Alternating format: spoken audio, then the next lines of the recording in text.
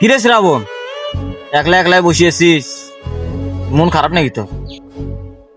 আর কইস না রে ভাই, 3 দিন থাকি জ্বর, খাওয়া পারো না। কি কোস? ডাক্তারের কাছে যাস নাই? ডাক্তারের কাছে গেছনু, ডাক্তার কইলো এরে হবালায় রংপুর মেডিকেল যাও। রংপুর মেডিকেল গেনু, ওটা যা ডাক্তার মোর হলো রক্ত পরীক্ষা করলো, তারপরে মুত পরীক্ষা করলো, আরো কিবান কিবান পরীক্ষা করলো। এখন করি কত, তোমার তো দুটো সমস্যা হয়েছে, একটা হলো জ্বর আর একটা বড় সমস্যা। তুমি কোনো স্যার কি সমস্যা? তুই কস এটা হলো তোরা কোনোদিন সন্তানের মা হবার পারবি না।